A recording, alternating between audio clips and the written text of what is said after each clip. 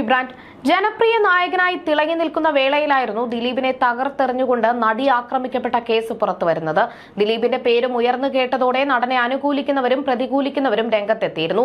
പലരും പരസ്യമായി തന്നെയാണ് നടനൊപ്പം നിന്നത്. ചിലരാകട്ടെ ദിലീപിനെ എതിർത്തുകൊണ്ടാണ് നിന്നിരുന്നത്. ഇതിലൊന്നും അഭിപ്രായം പറയാതെ നിന്നവരും ഏറെയുണ്ട്. ഇപ്പോൾ കേസിലെ വിചാരണ നടപടികൾ അവസാന ഘട്ടത്തിലേക്ക് കടന്നിരിക്കുകയാണ്. ഇപ്പോഴിതാ ദിലീപിനെ കുറിച്ച് സജി നന്ദ്യാട്ട് പറഞ്ഞ കാര്യങ്ങളാണ് സോഷ്യൽ മീഡിയയിൽ വൈറലായി മാറുന്നത്. ജയിലിൽ നിന്ന് ഇറങ്ങിയ ശേഷം ദിലീപ് വിളിച്ചിട്ടുണ്ട്. തന്റെ അമ്മ മരിച്ച ശേഷം ആദ്യം വിളിച്ചത് ദിലീപായിരുന്നു. അദ്ദേഹം അക്കാര്യം എങ്ങനെ അറിഞ്ഞു എന്നറിയില്ല.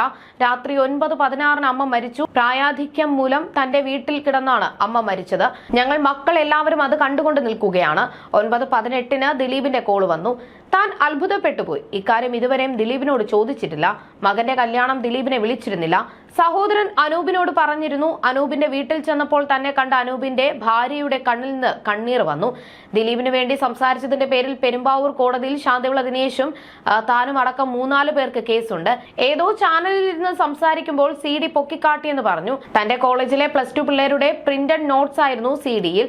പോലീസ് നോക്കി നിൽക്കുകയായിരുന്നു കേസെടുക്കാൻ. CD ഉയർത്തിക്കാട്ടിയെന്ന് പറഞ്ഞ് കേസെടുത്തു. സംസാരിക്കുമ്പോൾ കൈകൊണ്ട് ആംഗ്യം കാണിക്കുമല്ലോ, അങ്ങനെ കൈ ഉയർത്തിയപ്പോൾ CD ഉണ്ടായിരുന്നു. ആ കേസ് ഇപ്പോഴും കോടതിയിലുണ്ട്. ചുമ്മാ നമ്മളെ ഒന്ന് മെനക്കെടുത്തുക എന്നതാണ് ഉദ്ദേശം. പോലീസിന് തന്നോട് ഭയങ്കര സ്നേഹമാണ്. കണ്ടാൽ ഉമ്മ തരും. തന്നെ കള്ളക്കേസിൽ കൊടുക്കാൻ ശ്രമിച്ചിരുന്നു. കുടുംബത്ത് മന്ത്രി ഉണ്ടായിരുന്നത് കൊണ്ട് രക്ഷപ്പെട്ടു. അല്ലെങ്കിൽ തന്നെ പെടുത്തിയേനെ. ആ കേസിന് പോയപ്പോഴാണ് അനൂപിന്റെ വീട്ടിൽ ചെല്ലുന്നത്. അനൂപിന്റെ ഭാര്യയാണ് വാതിൽ തുറന്നത്. തന്നെ കണ്ടപ്പോൾ അവർ നിശ്ചലമായി. കാരണം പ്രതീക്ഷിച്ചിരുന്നില്ല. അവരുടെ കണ്ണൊക്കെ നിറഞ്ഞു. പോരെ, അല്ലാതെ പോയി പൈസ ചോദിച്ചാൽ തീർന്നില്ലേ? ഇനി നാളെ 10 പൈസ ഇല്ലാതെ ആയിപ്പോയി തെണ്ടിയാലും ആ വീട് ഒഴിവാക്കി തെണ്ടും. അതാണ് അഭിമാനം. അത് പണം കൊണ്ട് വാങ്ങാനാകില്ല. മകന്റെ കല്യാണമാണെന്ന് അനൂപിനോട് പറഞ്ഞു. 4 മണിയായിരുന്നു കല്യാണം. കല്യാണ ദിവസം 3 മണിക്ക് ദിലീപിന്റെ അടുത്ത സുഹൃത്ത് MM ഹംസ വിളിച്ചു പറഞ്ഞു, ദിലീപ് പള്ളിയുടെ അടുത്ത് വന്ന് കിടക്കുകയാണെന്ന് പറഞ്ഞു.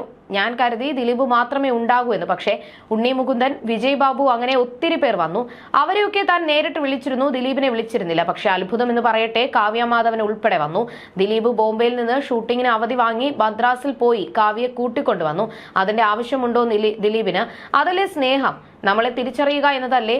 ദിലീപ് ജാമ്യത്തിൽ ഇറങ്ങിയ ശേഷം ഒരു സുഹൃത്ത് തന്നെ വിളിച്ചു. ദിലീപിന്റെ വീട്ടിൽ ചെന്നപ്പോൾ സജി നന്ദ്യാട്ട് എവിടെയെന്നാണ് ആദ്യം നോക്കിയതെന്ന് പറഞ്ഞു. താൻ അവിടെ ഉണ്ടാകില്ല, അതല്ല തന്റെ ജോലി. ദിലീപിന്റെ കാര്യത്തിൽ ഇടപെട്ടു. അതിന് ആക്ഷേപം കേട്ടു. പണം വാങ്ങുന്നവൻ എന്നൊക്കെ ഇല്ലാ കഥകൾ കേട്ടു. ആ മനുഷ്യൻ നീതിമാനാണ് എന്നാണ് തന്റെ വിശ്വാസം. അത് തെറ്റാണോ എന്ന് കോടതി പറയുമെന്നാണ് സജി നന്ദ്യാട്ട് പറഞ്ഞത്. കുറച്ചു നാളുകൾക്ക് മുൻപ് CBI അന്വേഷണം ആവശ്യപ്പെട്ടുള്ള ദിലീപിന്റെ ഹർജി ഹൈക്കോടതി ഡിവിഷൻ ബെഞ്ച് തള്ളിയിരുന്നു. വിചാരണ അവസാന ഘട്ടത്തിൽ എത്തിയെന്നത് വിലയിരുത്തിയാണ് ഹർജി തള്ളിയത്. നേരത്തെ ഹൈക്കോടതി സിംഗിൾ ബെഞ്ച് ഹർജി തള്ളിയതിനെതിരെ തുടർന്നാണ് ദിലീപ് ഡിവിഷൻ ബെഞ്ചിനെ സമീപിച്ചത്. കേസിൽ നിഷ്പക്ഷ അന്വേഷണത്തിന്റെ കേന്ദ്ര ഏജൻസി വേണമെന്ന് ആവശ്യപ്പെട്ട് 4 വർഷം മുൻപാണ് ദിലീപ് ഹൈക്കോടതിയെ സമീപിച്ചത്. എന്നാൽ കേസിന്റെ വിചാരണയ്ക്കിടെ കോടതി ദിലീപിനെ രൂക്ഷമായി വിമർശിച്ചിരുന്നു. കേസിന്റെ നടപടിക്രമങ്ങൾ നീട്ടുന്നതിനായാണ് CBI അന്വേഷണം ആവശ്യപ്പെടുന്നത് എന്ന് കോടതി നിരീക്ഷിച്ചു. കേസിന്റെ വിചാരണ ഏത് ഘട്ടത്തിലാണെന്നും കോടതി സർക്കാരിനോട് ചോദിച്ചിരുന്നു. കേസിന്റെ അന്തിമവാദം കേട്ടതിനു ശേഷമാണ് കോടതി ദിലീപിനെ ആവശ്യം തള്ളുകയും ഹർജി തീർപ്പാക്കുകയും ചെയ്തത്. കേസ് ഏത് ഏജൻസി അന്വേഷിക്കണമെന്ന് പ്രതിക്ക് ആവശ്യപ്പെടാനാകില്ലെന്നത് വ്യക്തമാക്കിയാണ് നേരത്തെ ദിലീപിന്റെ ഹർജി സിംഗിൾ ബെഞ്ച് തള്ളിയത്. അതേസമയം നടി ആക്രമിക്കപ്പെട്ട കേസിലെ 8ാം പ്രതിയാണ് ദിലീപ്. 2017 ജൂലൈ 10-നായിരുന്നു നടൻ ദിലീപ് അറസ്റ്റിലാകുന്നത്. ഗൂഢാലോചന കുറ്റം ചുമത്തിയായിരുന്നു ദിലീപിനെ പോലീസ് അറസ്റ്റ് ചെയ്തത്. കേസിൽ ദിലീപിനെതിരെ 19 തെളിവുകൾ ഉണ്ടെന്നായിരുന്നു അന്ന് പോലീസ് പറഞ്ഞത്. അറസ്റ്റിന് പിന്നാലെ ജാമ്യം ലഭിക്കുമെന്ന് ദിലീപ് പ്രതീക്ഷിച്ചെങ്കിലും 85 ദിവസങ്ങളോളം ജയിലിൽ കിടക്കേണ്ടി വന്നു. ഒടുവിൽ ഒക്ടോബർ 3-നായിരുന്നു ദിലീപിന് ജാമ്യം ലഭിച്ചത്. അന്നു മുതൽ കേസുമായി ബന്ധപ്പെട്ട് മജിസ്ട്രേറ്റ് കോടതിയിലും ഹൈക്കോടതിയിലും സുപ്രീം കോടതിയിലുമായി 50-ന് മുകളിൽ ഹർജികളാണ് നൽകിയത്. ലക്ഷങ്ങൾ ഫീസായി നൽകി ഇന്ത്യയിലെ തന്നെ പ്രബലരായ വക്കീലന്മാരെ നിയോഗിച്ചായിരുന്നു ദിലീപ് ഈ ഹർജികളെല്ലാം സമർപ്പിച്ചത്. ആദ്യം നടി ആക്രമിക്കപ്പെട്ട കേസിലെ ദൃശ്യങ്ങൾ ആവശ്യപ്പെട്ടും രേഖകൾ ആവശ്യപ്പെട്ടുമെല്ലാം ദിലീപ് ഹർജികൾ നൽകി. പിന്നീട് പ്രതിപട്ടികയിൽ നിന്നും ഒഴിവാക്കണമെന്നും കുറ്റവിമുക്തമാക്കണമെന്നും ആവശ്യപ്പെട്ടാണ് കോടതിയിലെത്തിയത്. ഈ വിടുതൽ ഹർജി പിന്നീട് നിയമോപദേശത്തിന്റെയും അടിസ്ഥാനത്തിൽ ദിലീപ് പിൻവലിക്കുകയായിരുന്നു. സംവിധായകൻ ബാലചന്ദ്രകുമാറിന്റെ വെളിപ്പെടുത്തലും തുടർന്ന് കേസിൽ തുടരന്വേഷണം നടത്താനുള്ള തീരുമാനത്തിനെതിരെയും ദിലീപ് കോടതിയിലെത്തിയിരുന്നു. കേസിൽ വിചാരണ വൈകുന്നുവെന്ന് ആരോപിച്ചതടക്കം ദിലീപ് ഹർജി നൽകിയിട്ടുണ്ട്. എന്നാൽ ഇതെല്ലാം ദിലീപിന്റെ തന്ത്രങ്ങൾ മാത്രമാണെന്നും വിചാരണ വൈകുന്നുവെന്ന് ആരോപിച്ചുള്ള ഹർജിയടക്കം മനഃപൂർവ്വം കേസ് വൈകിപ്പിക്കാനുള്ള നടന്റെ ശ്രമങ്ങളുടെ ഭാഗമാണെന്നും സർക്കാർ ഹൈക്കോടതിയെ അറിയിച്ചിരുന്നു. തുടരെ തുടരെയുള്ള ഹർജികളിൽ അതിജീവിതയും നടനെതിരെ രംഗത്തെത്തിയിരുന്നു. അതേസമയം നടി ആക്രമിക്കാനായി ദിലീപ് നൽകിയത് 1.5 കോടിയുടെ കൊട്ടേഷനാണെന്നാണ് സുനി കുറച്ചു ദിവസങ്ങൾക്ക് മുൻപ് ഒരു ചാനലിന്റെ സ്റ്റിംഗ് ഓപ്പറേഷനിലൂടെ വെളിപ്പെടുത്തിയത്.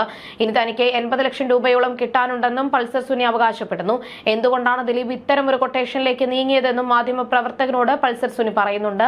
അതോടൊപ്പം തന്നെ കേസിലെ നിർണായക തെളിവായി മാറിയേക്കാവുന്ന ദൃശ്യങ്ങൾ പകർത്തിയ മൊബൈൽ ഫോണും മെമ്മറി കാർഡും സുരക്ഷിതമായിരിക്കുന്നുണ്ടെന്നും അദ്ദേഹം വ്യക്തമാക്കി. എന്നാൽ അത് എവിടെയാണെന്ന് തുറന്നു പറയാൻ പൾസർ സുനി തയ്യാറായില്ല. മെമ്മറി കാർഡിലെ ദൃശ്യങ്ങളുടെ ഒന്നിലേറെ പകർപ്പുകൾ എടുത്തിട്ടുണ്ടെന്ന നിർണായക വെളിപ്പെടുത്തലും ഒന്നാം പ്രതി നടത്തുന്നുണ്ട്. പകർപ്പുകൾ പോലീസിന്റെ കൈവശമുണ്ടെങ്കിലും യഥാർത്ഥ മെമ്മറി കാർഡ് കണ്ടെത്താൻ പോലീസിന് സാധിച്ചിരുന്നില്ല. വിചാരണ അവസാന ഘട്ടത്തിൽ എത്തി നിൽക്കുന്ന സാഹചര്യത്തിൽ പൾസർ സുനിയുടെ വെളിപ്പെടുത്തൽ പ്രോസിക്യൂഷന് സഹായകരമാകുന്ന തെളിവായി മാറുമെന്നാണ് പ്രതീക്ഷിക്കുന്നത്. തന്നെ ആക്രമിക്കരുതെന്ന് നടി കരഞ്ഞു പറഞ്ഞിരുന്നുവെന്ന വെളിപ്പെടുത്തലും സുനിയുടെ ഭാഗത്തു നിന്നും ഉണ്ടായിട്ടുണ്ട്. എന്താണ് സംഭവിക്കാൻ പോകുന്നത് എന്നതിനെക്കുറിച്ച് അതിജീവിതയ്ക്ക് അറിയാമായിരുന്നു. തന്നെ ആക്രമിക്കാതിരുന്നാൽ എത്ര പണം വേണമെങ്കിലും നൽകാമെന്ന് നടി പറഞ്ഞു. എന്നാൽ അതിന് ഞാൻ തയ്യാറായില്ല. ആ പണം വാങ്ങിയിരുന്നുവെങ്കിൽ ഇന്നിപ്പോൾ ജയിലിൽ പോകാതെ സുഖമായി കഴിയാമായിരുന്നു. എന്നാൽ അതിലും വലിയ ഓഫർ കൊട്ടേഷൻ നൽകിയവർ തന്നു. സ്വാഭാവികമായ ദൃശ്യങ്ങൾ എടുക്കാൻ സമ്മതിച്ചില്ലെങ്കിൽ ഫ്ളാറ്റിൽ കൊണ്ടുപോയി കൂട്ടബലാത്സംഗം ചെയ്യുമെന്ന് ഭീഷണിപ്പെടുത്തിയതായും പൾസർ സുനി പറയുന്നു. ദിലീപ് തന്നെ ചതിച്ചുവെന്നും പൾസർ സുനി പറയുന്നു. ഈ നിമിഷം വരെ ദിലീപിനെതിരെ കാര്യങ്ങളൊന്നും പറഞ്ഞിട്ടില്ല. ഇനിയും ചില കാര്യങ്ങൾ തുറന്നു പറഞ്ഞാൽ വേറെ ചിലർക്ക് കൂടി ഉത്തരം പറയേണ്ടി വരുമെന്നും പൾസർ സുനി പറയുന്നുണ്ട്. നടിയെ ആക്രമിക്കാൻ 1.5 കോടിയുടെ കൊട്ടേഷനാണ് ദിലീപ് നൽകിയതെന്നാണ് പൾസർ സുനി പറയുന്നത്.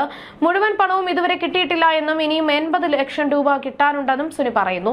കേസിലെ നിർണായക തെളിവായ മൊബൈൽ ഫോണും മെമ്മറി കാർഡും സുരക്ഷിതമായിരിക്കുന്നുണ്ടെന്നും അത് ഇത്രയും നാൾ കണ്ടെത്താനാകാത്തത് പോലീസിന്റെ കുഴപ്പമാണെന്നും പൾസർ സുനി പറയുന്നു. മാത്രമല്ല മെമ്മറി കാർഡിലുള്ള പീഡന ദൃശ്യങ്ങൾ 5 പേരെങ്കിലും കണ്ടിട്ടുണ്ടെന്നും പൾസർ സുനി പറഞ്ഞു. പേടിച്ചിട്ട് പലരും പുറത്തു പറയാത്തതാണ് എന്നും സുനി പറയുന്നു.